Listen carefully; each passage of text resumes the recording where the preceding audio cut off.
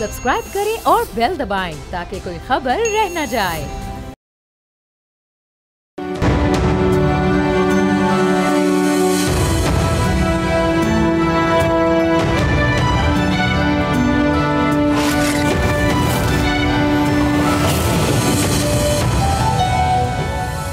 Final call की नाकामी के बाद तहरीक इंसाफ फाइनल कार्ड खेलने की जानिब बढ़ रही है। पीटीआई के आखिरी मार्के से इमरान खान की रिहाई तो मुमकिन ना हो पाई अलबत्ता 9 मई केस में उन पर फर्द जुर्म आयद हो गई है। जबकि आज lieutenant general retired Faiz Hamid के खिलाफ जारी कोर्ट मार्शल की फर्द जुर्म अभी सामने आ गई है, जिसमें 9 मई के पुरतशद्दुद वाक़यात में सियासी अनासर से मिली भगत का चार्ज भी शामिल है।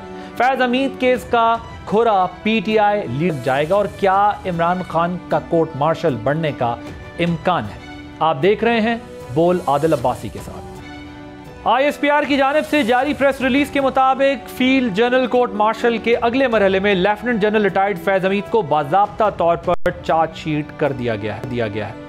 इन चार्जेस में सियासी सरगर्मियों में मुलव्वस होना, ऑफिशियल सीक्रेट एक्ट की खिलाफ वर्जियां करते हुए रियासत के तहफ़्फ़ुज़ और मफाद को नुकसान पहुंचाना, इख्तियारात और सरकारी वसाइल का गलत इस्तेमाल और अफराद को नाजायज़ नुकसान पहुंचाना शामिल है।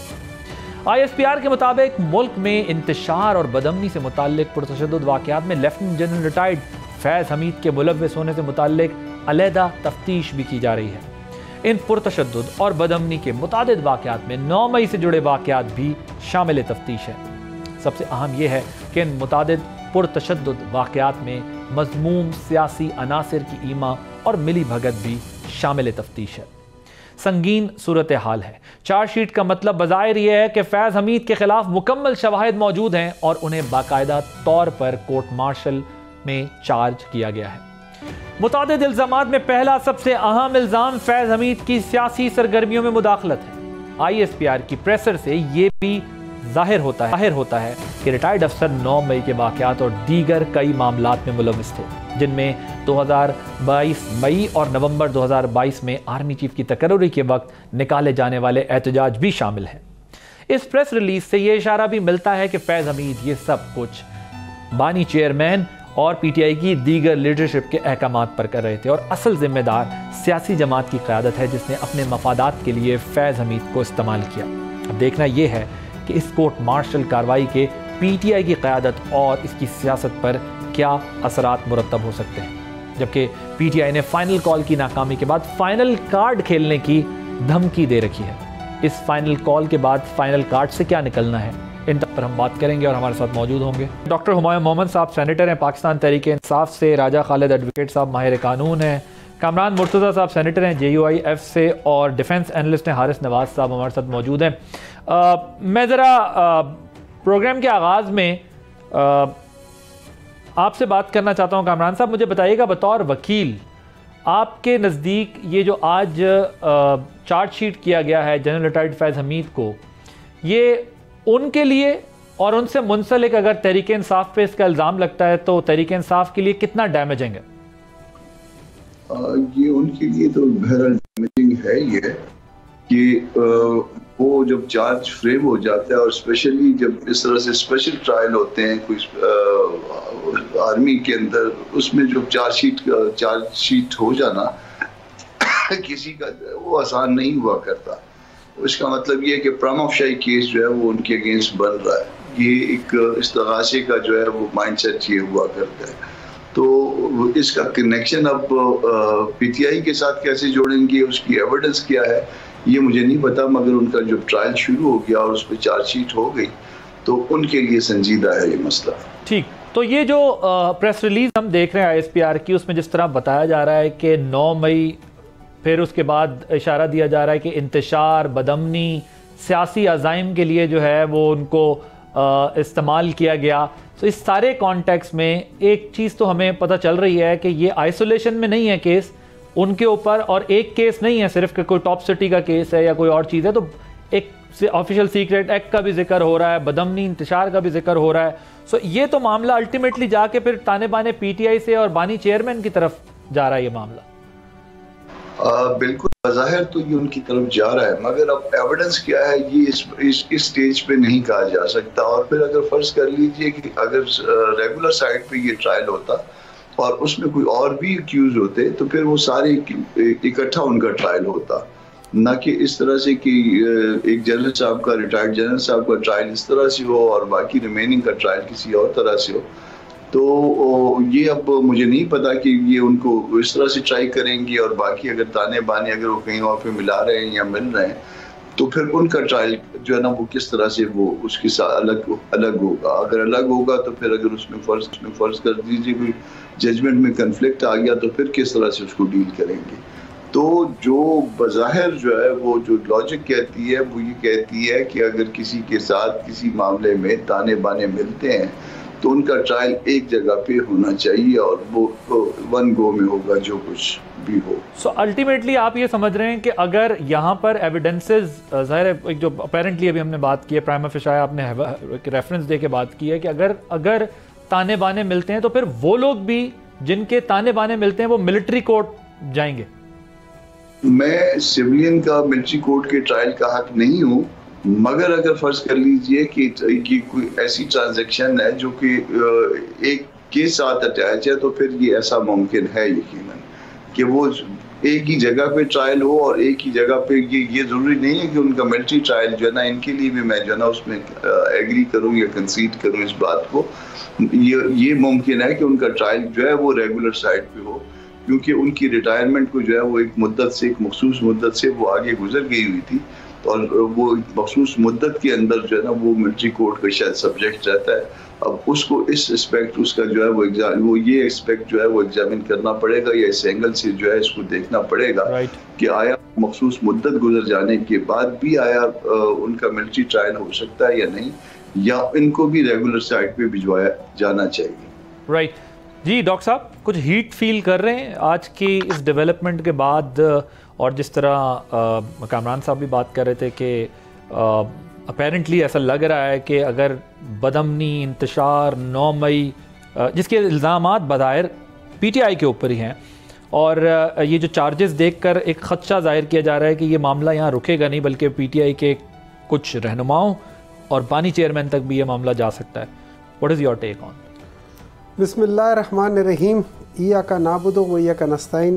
देखिए, जैसे उन्होंने कहा प्राइमा फेशी, बेसिकली इसका मतलब ये जो पहला इंप्रेशन है, जैसे आपने कहा बादियुल नज़र कह ले, पहला इंप्रेशन कह ले या फ़िलहाल कह ले। अब ये तो मेरी नज़र में अगर आप मुझसे पूछे तो ये तो बर्डन ऑफ प्रूफ गवर्नमेंट के ऊपर है या प्रोसिक्यूशन के ऊपर है कि वो बता सके कि ये वाकई है और it has to be beyond reasonable doubt, beyond reasonable doubt. अब उसके बाद आप प्रूव करेंगे कि जनरल साहब ने सारी चीज़ें की, आपने पहले वो प्रूव करना है।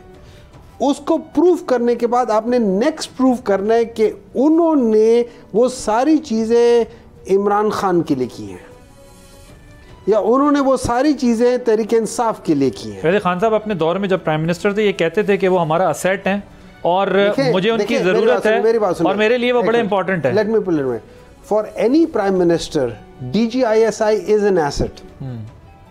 आज के जो प्राइम मिनिस्टर हैं बज़ाहिर उनके लिए भी एसेट हो सकते हैं, वो शायद ना हो एसेट लेकिन उनके लिए एसेट हो सकते हैं DGISI।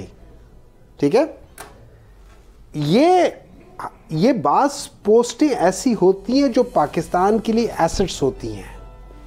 अब सवाल ये उठता है कि क्या DGISI ऑन इट्स ओन या DGC ऑन इट्स ओन या core commander on its own ये सारी चीजें कर सकता है? नहीं, अभी तो प्रीमियरशिप की बात नहीं कर रहे हैं। मैं तो आपको एक रेफरेंस दिया कि वो उन्हें अपना असेट तस्लीम करते थे।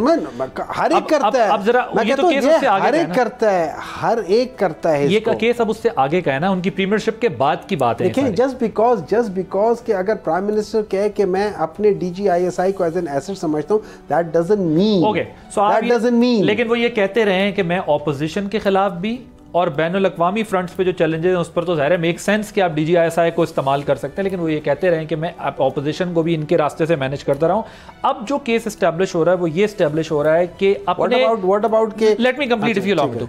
अब वो केस इस्टेब्लिश हो रहा है कि अपने इक़्तिदार के बाद भी वो उनके साथ राब्तों में थे और उन पर यह इल्ज़ाम लग रहा है नहीं जनरल रिटायर्ड फैज़ हमीद साहब पे कि उन्होंने एक सियासी जमात के मज़मूम अज़ाइम को पूरा करने के लिए तमाम चीज़ें की थी। मैं I take a response from you, but मैं ज़रा पहले इसमें ब्रिगेडियर साहब की भी राय ले लूं ताकि जी कंप्लीट कर लेने देना। देखिए ऐसा ये है, जब आप कहते हैं कि रिटायर, देखिए दो चीज़ें हैं, एक उनके दौरे हाजिर सर्विस में उन्होंने ये किया, या रिटायरमेंट के बाद किया है।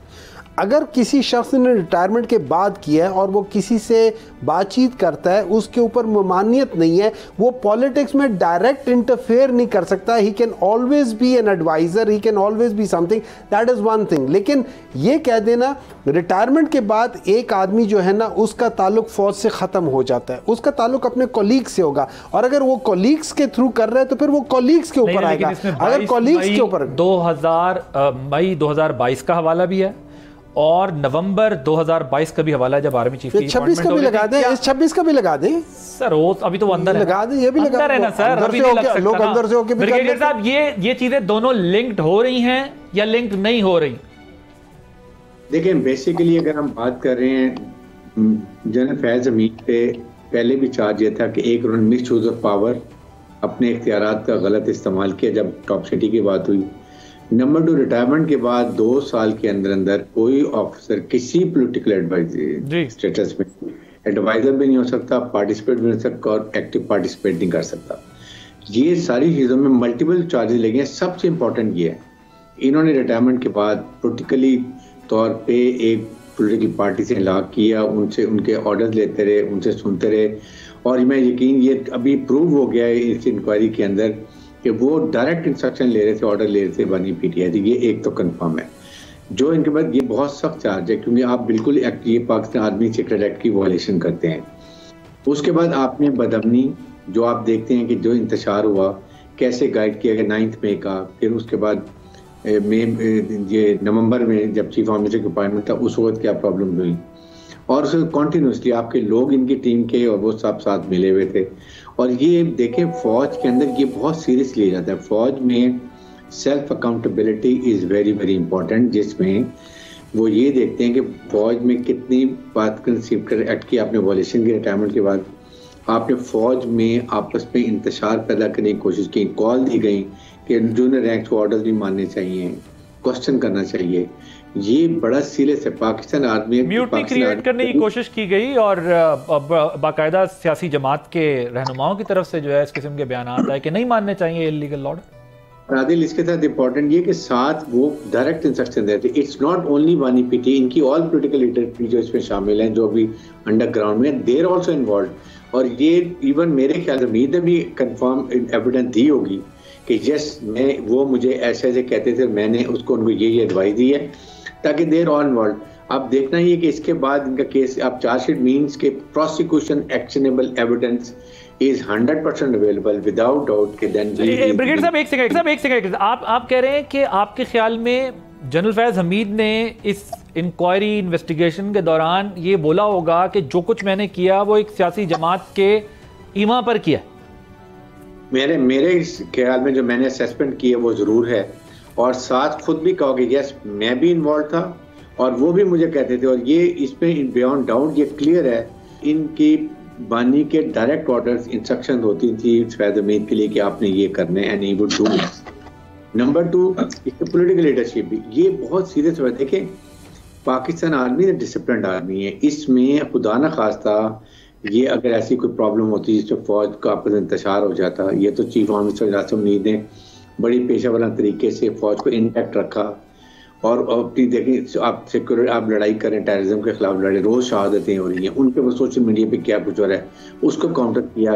Government has to come forward and support establishment इस चीज में जो मिलिट्री के साथ जो कुछ हो रहा था, और जिस तरीके से 5th जनरेशन वॉर में you break the will of the nation to fight, create difference between arm forces. ये उनका नेट है जो इन्होंने आई से इनएडवर्टेंटली और जानबूझ के किया, but it was very dangerous for the country. Right, Kamran साहब कामरान साहब, ये जो ब्रिगेडियर साहब बात कर रहे हैं कि अगर जनरल फैज़ हमीद ने किसी स्टेज पे ये माना हो कि हाँ ये मैंने किया है और मुझे जो है वो सियासी जमात की या बानी चेयरमैन की या सियासी पीटीआई की किसी और लीडरशिप की इसमें सपोर्ट हासिल थी, या मैंने उनके कहने पे किया या उन्होंने मेरे कहने पे किया, जो भी सिचुएशन होती है, तो क्या सिनेरियो होगा उस सूरत में? फिर ये मामला जो है वो किधर खड़ा हुआ है? अगर उन्होंने माना होता तो वो मानने की 2-3 बातें होती हैं। एक तो ये कि चार्ज उनके अगेंस्ट आज या कल में फ्रेम हुआ है और वो चार्ज फ्रेम हुआ, अगर उस चार्ज के जवाब में वो मान लेते इल्जाम को, तो देन जो है ना एक मानना तो वो हो सकता है जिसपे स्टेट अवे कन्विक्शन भी हो सकती है। एक ड्यूरिंग द इन्वेस्टिगेशन जो है ना वो उन्होंने कोई ऐसा जो है वो किसी मैजिस्ट्रेट के सामने कन्फेशन किया हो तो उसको जो है वो प्रूव करना पड़ेगा उसको कि वो दुरुस्त तौर पे जो है रिकॉर्ड की गई है और उसमें कोई ऐसी जो है ज्यादती नहीं की गई कन्फेशन लेने के लिए कि जो कानून के खिलाफ में हो। और अगर या फिर एक और तरीका भी है मानने का कि वो कहें कि मैंने तो उनको जो है ना वो पार्डन दिया गया हो और वो अपना भी और बाकियों का भी जुर्म बताएं, तब भी उनको एज ए विटनेस यूज किया जा सकता है। अब ये जो बात मुझे समझ आ रही है ये इसमें चार्ज के स्टेज पे तो नहीं है, चार्ज के स्टेज पे होता तो और बात होती। तो अब या तो उन्होंने अगर किया है, अगर ब्रिगेडियर साहब दुरुस्त फरमा रहे हैं, उनकी नॉलेज में ठीक है, तो वो या तो उन्होंने कन्फेशन किया होगा या फिर उनके साथ जो है ना कोई वादा किया गया होगा कि अगर वो गवाह बने तो, मगर ये भी बात जो है ना वो जो आज प्रेस रिलीज आया है उससे सामने नहीं आती। तो एट द मोस्ट जो वर्स्ट कम जो अगर कोई चीज़ हो सकती है इस वक्त वो कोई कन्फेशन स्टेटमेंट है, मगर कन्फेशन स्टेटमेंट इसी तरह से टेस्ट होगी जिस तरह से रेगुलर साइट पे उसको जो है टेस्ट किया जाता है कि वो वॉलंटरली जो है ना वो रिकॉर्ड करवाई गई है या अदरवाइज है। अब उस मानने की क्या हैसियत होगी, या ये भी हो सकता है कि इन्वेस्टिगेशन या इंक्वायरी उससे पहले अगर कोई हुई है तो उस दौरान कोई इन्वेस्टिगेटिंग ऑफिसर या इंक्वायरी ऑफिसर के सामने माना गया है तो उस माने जाने की या उस कन्फेशन की शायद कोई वो वैल्यू नहीं होती। तो उस वैल्यू को जो चीज़ें वैल्यू नहीं करती उसका जो है वो यहाँ पे अल्टीमेटली कोई रेफरेंस नहीं हो सकता। अगर रेफरेंस हुआ भी या अगर उनका मिलिट्री ट्रायल हुआ भी तो देन जो है ना वो स्टिल हाई कोर्ट्स जो है वो इसमें इख्तियार रखती हैं इसको एग्जामिन करने के लिए, जुडिशियल रिव्यू का इख्तियार रखती हैं। तो फिर जब जुडिशियल रिव्यू में आएगा मामला तो शायद उसका बेनिफिट उनको उस वक्त मिल सके। Right, thank you. एक ब्रेक लेते हैं, ब्रेक के बाद जब वापस आएंगे तो मैं ज़रा राजा खालिद साहब ने भी हमें ज्वाइन कर लिया, उनसे भी ज़रा इस पर बात कि ये पैरेलल किस तरीके से चल सकता है केस, कि ये मिलिट्री कोर्ट की तरफ जाएगा या वहीं पर ट्रायल होगा। एक ब्रेक लेते हैं, ब्रेक के बाद वापस आकर इस पर डिस्कशन करेंगे आफ्टर द ब्रेक।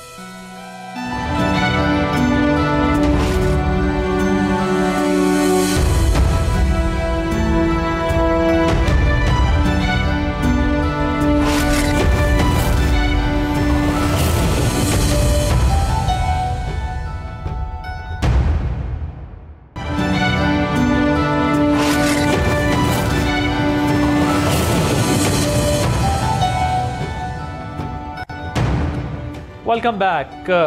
राजा खालिद साहब, मुझे ये बताइएगा कि ये जो प्रेसर में पुरतशद्दुद वाक़यात, बदमनी, इंतशार का हवाला दिया गया है और कहा गया है कि एक मिली भगत और साजिश सियासी अनासर के साथ दी गई है, क्या इमरान खान साहब समेत जो पीटीआई की दीगर क़यादत है उनके लिए ये एक बड़ा ख़तरा जो है मंडला रहा है? जी डेफिनेटली आदिल, ये बड़ा खतरा है, बड़ा डैमेजिंग है पीटीआई के लिए, पीटीआई की लीडरशिप के लिए। आपने इंट्रो में एक बात की थी कि शायद जो सेनेटर हैं पीटीआई के नुमाइंदा, उनके साथ बात करते हुए आपने ये फरमाया था कि इमरान खान साहब आपने दौरे हुकूमत में उन्हें अपना एसेट कहते थे। उनका जवाब ठीक था इस हद तक कि वाकई DGISI वो मुल्क के लिए, उस अदारे के लिए और प्राइम मिनिस्टर के लिए, हुकूमत के लिए एसेट होता है। लेकिन यहाँ पे ये भी याद रहे कि इमरान खान साहब ने जब ये फैज हमीद साहब, जनरल फैज हमीद साहब अरेस्ट हुए थे तो उसके बाद भी जेल में ये साफियों से ये कहा था कि वो पाकिस्तान का एसेट है। ये भी आपको याद रहना चाहिए। इसका मतलब ये है कि रिटायरमेंट के बाद भी वो उनके लिए एसेट है और ये फिर लिंक करता है उनकी सारी कार्रवाइयों को अब देखिए कि जो 9 मई का वाकया हुआ उसकी आप अगर जाएं, उसकी बारीकियों में जाएं, तो जिस तरह से आर्मी की इंस्टॉलेशंस, आर्मी की बिल्डिंग्स और आर्मी के जो अदारे जहां पे भी, इवन CSDs वगैरह जहां पे वाकया थी, तो उन्हें किस तरह से लोकेट करके फौरन उन पे यकदम अटैक किया गया। और उसकी टाइमिंग देखें कि कोई फर्क नहीं था, ये नहीं कि सुबह एक जगह अटैक हुआ तो शाम को दूसरी जगह। हर शहर में ऐसे लगता था कि ये जगह मार्क हुई है, पहले से ये दिखाई गई है, निशानदेही इनकी हुई है, इसलिए फौरन यकदम एक बिल्कुल मुनज़्ज़म तरीके से उन पे लोग हमलावर हुए।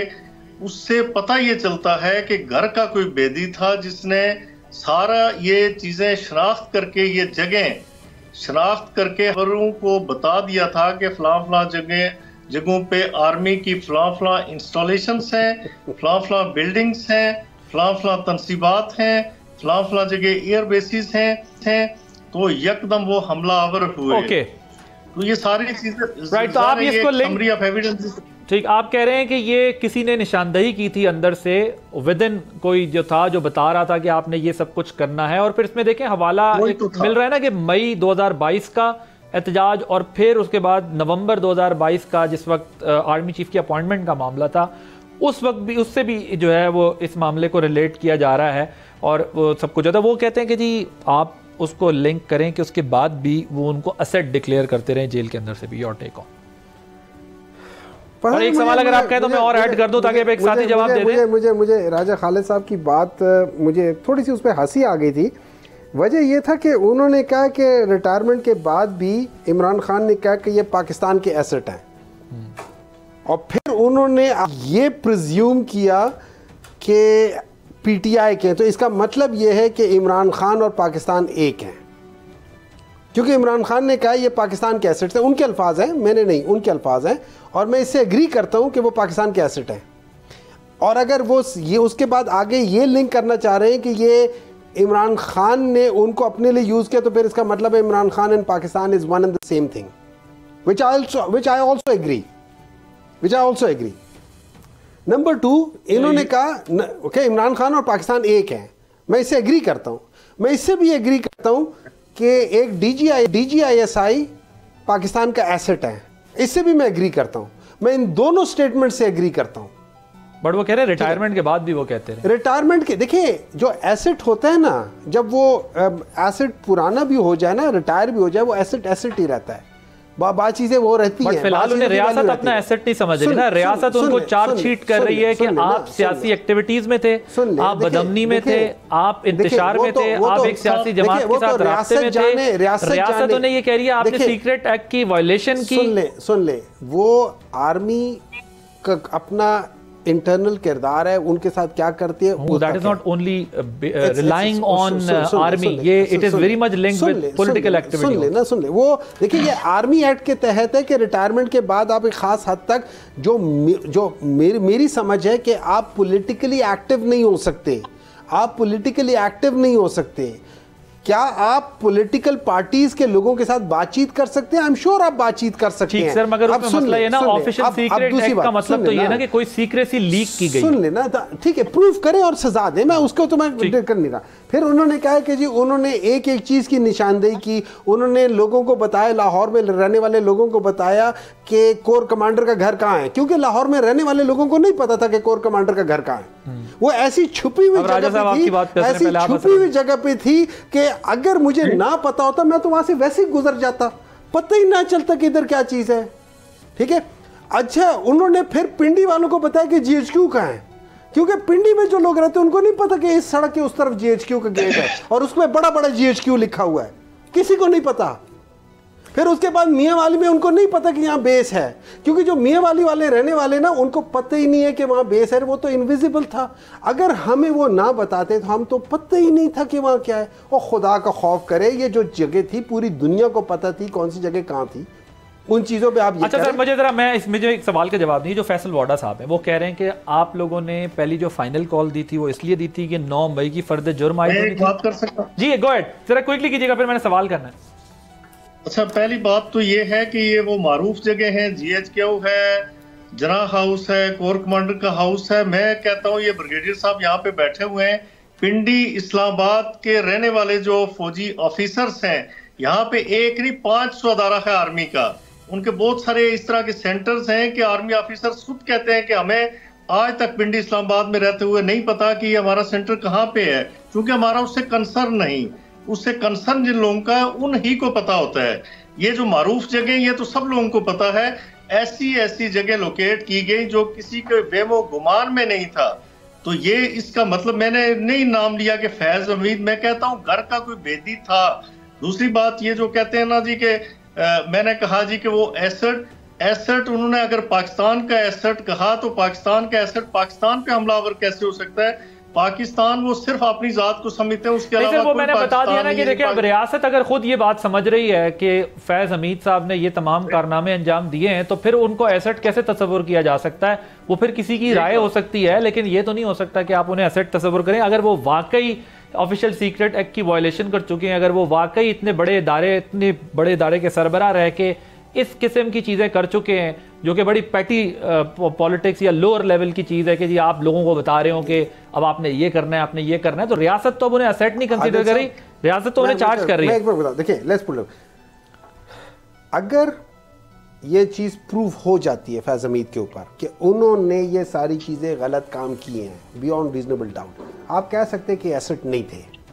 जब तक उनके ऊपर ये प्रूफ नहीं होती, until proof innocent until proven guilty। हाँ जी, वो अच्छा, अब मसला give him that benefit of मसला ये देखें, मैं आपको बताऊं डॉक्टर साहब, ये बात दुरुस्त है कि ये इसको एक आईनी और कानूनी फोरम के ऊपर हल होना है मेरे ख्याल में। लेकिन इस मुल्क में सबको पता था सर, इस मुल्क में बहुत सारी चीजें हुई हैं, बहुत सारी चीजें। अगर आप गुजारिश करने देना, देखें इस मुल्क में सबको पता था कि ये तमाम चीजें अगर विद इन इंस्टीट्यूशन हो रही हैं या आउटसाइड इंस्टीट्यूशन यानी पॉलिटिकल पार्टीज में हो रही हैं तो ये कैसे? अच्छा मुझे एक बात बताएं, और कौन कर रहा है और क्यों? मुझे एक बात बताएं सर, अगर मुझे एक बात बताएं, जब ख्वाजा आसिफ साहब कहते हैं कि जनरल बाजवा साहब ने आके हम सारे पॉलिटिकल पार्टी वालों के साथ मिलके ये बातें की, जिनको मौलाना फजल रहमान तस्दीक करते हैं, उन्होंने ये किया है कि हम मिलके इस गवर्नमेंट को हटाते हैं। 2019 की बात कर रहा हूँ, जिसको बिलावल भुट्टो साहब ने भी और पीपल्स पार्टी वालों ने भी तस्दीक किया कि इस तरह की हुई है।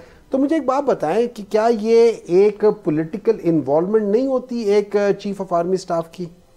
आउट ऑफ इनोसेंसी में ये सवाल पर्टिकुलर मुझे बताएं ना, पॉइंट बेसिकली आपका है क्या? देखिए मेरा पॉइंट ये है, मैं एक बात बताता हूँ, अगर हम ये पॉलिटिकल बेसिस पे लोगों को कहते हैं कि इस किस्म की चीज है, नहीं सर ये केस इस वक्त सारा, देखिए मैं आपको बताता हूँ, इस वक्त सारा केस ये इस पर रिलाई नहीं कर रहा कि कौन प्राइम, मैं गुजारिश कर लूँ ना कि कौन प्राइम मिनिस्टर है, कौन लीडर ऑफ द ऑपोजिशन है और आर्मी चीफ ने उनसे क्या बात की है, DGISI ने उनसे क्या बात की। बात सिर्फ ये हो रही है कि वो रिटायरमेंट के बाद भी ऑफिशियल सीक्रेट एक्ट की वायलेशन करते रहे हैं। मैं गुजारिश जरूर पकड़े उनको, इसी तरीके से उन पर इल्जाम ये लग रहा है कि वो during when he was core commander Peshawar और Bahawalpur he was involved in these heinous crimes what they are। देखिए अगर कोई था तो जरूर करे। तो वो this what I am saying कि इस वक्त मसला उस वक्त प्रीमियरशिप का नहीं है, लेकिन साहब मौजूद है हमारे साथ।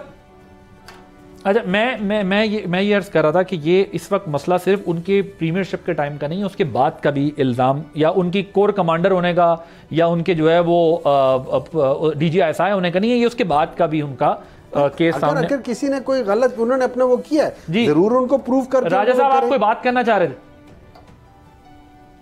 जी मैं अर्ज कर चुका हूं इससे पहले। ओके मैं फिर सवाल और फिर ये है जी फरमाएं। जी आप मुझे ये बताएं कि ये जो बानी PTI के खिलाफ 9 मई का मामला है, इस पर एक फर्द जुर्म आयद हो गई है। अब क्या कानूनी तौर पर उनको 9 मई में एक ही वक्त में कोई कोर्ट मार्शल कार्रवाई उनके खिलाफ हो सकेगी? कानूनी तौर पर इसकी क्या पोजीशन है? नहीं देखिए 9 मई का उनका मेरे ख्याल में मुख्तलिफ चार्जेस हैं। अभी तो ये बात सामने आई, ये जो GSQ पे हमला है इस हवाले से बात आई, तो अब 9 मई का एक नहीं बल्कि 2-3 तरह के पहलू हैं कि आपने इंस्टिगेट किया, चूंकि इमरान खान साहब अरेस्ट थे उस दौरान, ठीक है। 9 मई का जब वकूआ हुआ he was behind the bars, यानी जेल में तो नहीं थे लेकिन पुलिस की कस्टडी में थे, आपको याद है। उनके अरेस्ट होने पे ये प्रोटेस्ट हुआ और इस हद तक चला गया। तो अब वो जो GSQ हमला है उसमें उन्हें चार्ज किया गया।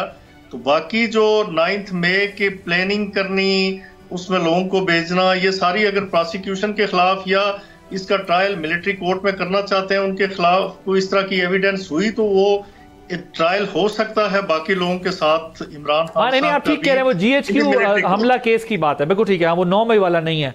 सो आप 9 मई वाला नहीं है, वो अलग से है। जी तो अब जो सुप्रीम कोर्ट ने स्टे लिया, कब हमला हुआ था GHQ में, कब हमला हुआ था? GHQ का दरवाजा कब टूटा था? 9 मई को। 9 मई को हुआ था ना, तो 9 मई और 9 मई GHQ एक ही चीज है ना। नहीं मतलब वो ये कह रहे हैं कि 9 मई हमलों के केस में पर्टिकुलरली जो GHQ गेट के ऊपर अटैक हुआ 9 मई हो गया ना। 9 मई में आप सब चीजें गिन रहे हैं ना, तो आप इसको 9 मई के साथ लिंक कर रहे हैं। एक आदमी जो जेल में है, जिसको कोई एक्सेस नहीं है किसी से बात करने की, हाउ कैन बी है पार्ट ऑफ दैट थिंग? उसको तो पता ही बाद में चला कि पीछे क्या हुआ है, किसी को तो पता ही नहीं था। और जिस दिन वो निकला था अपने जेल में जाके अपने आप को हवाले करने के लिए, कि उसने कहा था, उसने ओपनली कहा था, अपने सारे वर्कर्स को कहा था, 2 वीडियो पैगाम दिए थे कि आए, मुझे वारंट दिखाए, मुझे अरेस्ट कर ले। अच्छा, वो प्लानिंग का इल्जाम लगता है ना कि मंसूबाबंदी किसने की? कहां से मंसूबाबंदी? देखिए मैं खुद फोन करके कह रहा हूं, मैं सबको मैसेज दे रहा हूं कि भाई मैं जा रहा हूं, मैं अपनी क्या कह सकते हैं, अपने आप को हवाले करने जा रहा हूं, अगर उनके पास अरेस्ट वारंट्स है तो वो मुझे पकड़ ले। 9 मई का वाकया जो हुआ था, उनको जिस तरीके से अरेस्ट किया गया था, it was the repercussions of that thing. अब किसी को क्या पता था कि उनको जिस तरीके से पकड़ा जाएगा वो किया जाएगा? ये तो सारी चीजें, ये तो आप देखिए, ये तो आप यहां पे एक कुकिंग कर ले, मैं तो कुक कर सकता हूं कि उन्होंने ये इंडिया और पाकिस्तान का जो वॉर हुआ था वो इमरान खान ने पहले से प्लान किया हुआ था। मुतासिरा फरीक का तो ये कहना है ना कि ये प्लानिंग हुई है, पूरी प्लानिंग करके इसको एग्जीक्यूट किया गया। मैं तो ये कहूंगा, लेकिन एक आदमी है जाने से पहले वीडियो पैगाम देता है कि मैं जा रहा हूं, अपने वर्कर्स को कहता है कोई ना आए, मैं अपने आप को कानून के हवाले करना चाह रहा हूं। वो वहां बैठे हुए हैं और वो कहते हैं मुझे अरेस्ट वारंट्स दिखाओ और मैं जाने को तैयार हूं। अब इसके बाद जिस तरीके से चीजें हुई हैं, वो किसी वर्कर को नहीं पता था कि इस तरीके से वी विल ऑल प्रिपेयर्ड कि he will be arrested, we will all. Raja Khalid sahab वो कह रहे हैं, but the way it was done, it was repercussion of the way it was done, not what was done. ठीक है, यहां पर एक ब्रेक लेते हैं, ब्रेक के बाद जब वापस आएंगे तो डिस्कशन को इससे कंटिन्यू करेंगे।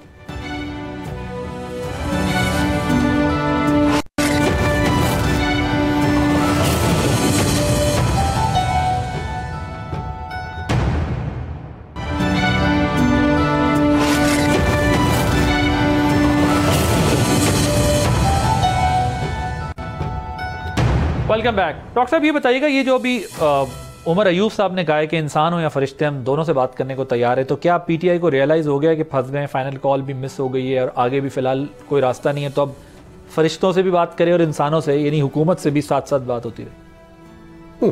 खैर मैं कुछ और कहता है, लेकिन एनीवे बिसाइड द पॉइंट, मैं कुछ छोड़े उस बात को। बात चीज़ें बेहतर है, बात चीज़ें ना ही कहें तो बेहतर है, ठीक है ना? चलें। अच्छा, ये क्या आप मुज़ाकरात की तरफ ऐसा ही है, देखिए हुकूमत के साथ जा रहे हैं, इससे ये है कि आइडियली स्पीकिंग मैं घर का मालिक एक किस्म का हूँ और आप आके मुझसे बात करना चाहते हैं, ठीक है, क्योंकि आपने मेरे से ही बात करनी है। लेकिन मैं कहता हूँ आप मुझसे ना करें, ये मेरा रिप्रेजेंटेटिव आगे बैठा हुआ है, चाहे वो कितना भी निकम्मा क्यों ना हो, मैं कहता हूँ यार इससे बात कर लो, ठीक है, and then I will talk to you. So in other words that's what I want to say. तो आप नहीं भी बात करना चाहते क्योंकि आपको पता है कि वो बहुत नालायक है, बहुत निकम्मा है, उसको कुछ नहीं आता, वैसे ही बिठाया हुआ है, सिफारशी है, ठीक है। तो आप कहते हैं बूट शूट भी पॉलिश कर देते हैं अच्छे, तो आप कहते हैं कि ठीक है, फिर फाइनली आप कहते हैं चलो यार मैं उससे भी बात कर लेता हूँ, एंड लेट्स सी के how it goes. So basically Pakistan Tehreek Insaf ने कहा है हम एक कमेटी बना देते हैं and we will talk to anyone. ठीक, तो सर ये बेहतर नहीं होता अगर आप पहले ही उनसे बात कर लेते, तो आज नौबत केसेस मामलात यहाँ तक ना आती। देखिए बात ये है, सवाल ये है कि क्या बेहतर होता या नहीं बेहतर होता? क्या ये बेहतर ना होता कि जो लोग जिनके पास अवाम की ताकत है और जो ताकत में है, अगर ये आपस में डायरेक्ट बात कर लेते, दैट मींस नो कंफ्यूजन करना चाहते ना, वो कहते हैं कि आपसे बात फेयर जो है वो हम नहीं करना चाहते। फेयर इनफ, वो कहते जाएं आप सियासतदान हैं, अपना मसला खुद हल करें। Fair enough. देखिए एक बात याद रखिए, वो कह रहे हैं हमने पहले बस बहुत गलतियां कर ली, मजीद गलतियां नहीं करना चाहते। नहीं, फेयर इनफ, ठीक है ना, वो कहते हैं कि पहले हमने गलतियां की, वो ठीक है, फेयर इनफ। फिर एक काम देखिए ना, बात ये जब गलतियां की है उन गलतियों को करेक्ट करना भी उन्हीं की जिम्मेदारी है। तो वो यही तो कर रहे हैं। नहीं, और क्या कर रहे हैं? मैं बता रहा हूँ ना, वो तो कर रहे हैं। नहीं, सुन ले, वो कह रहे हैं आप लोग अपना मसला खुद हल। उनकी जो आखिरी सबसे बड़ी गलती थी जो बाजवा साहब करके गए, वो इन नालायकों को बिठा के गए हैं।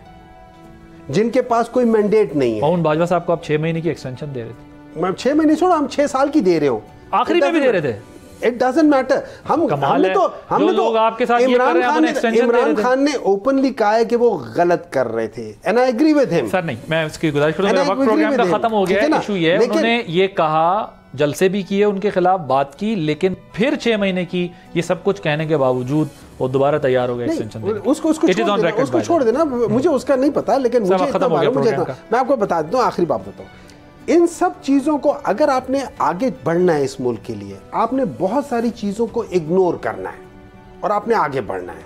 अगर आप इधर ही फंसे रहेंगे ना कि ये इसकी गलती है, ये उसकी गलती है, ये फलानी की गलती है, हम कभी आगे नहीं बढ़ेंगे। और पाकिस्तान, ये याद रखें, Pakistan without bringing PTI into equation can not become stable. यही बात हम काफी अरसे से कह रहे हैं कि पार्टीज को डायलॉग करना है, इस विशेष साइकिल से बाहर निकलना है, सोल्यूशन निकालना है। लड़ाई झगड़े से मसला हल नहीं होना, वरना हम यहाँ फंसे रहेंगे जहाँ हम आज फंसे हुए। Thank you so much doctor Humayun Mohammad sahab, Raja Khalid advocate, Kamran Murtaza sahab मौजूद थे। नाज़रीन, आपने प्रोग्राम देखा, आदिल अब्बासी को इजाज़त दीजिए, अल्लाह हाफ़िज़।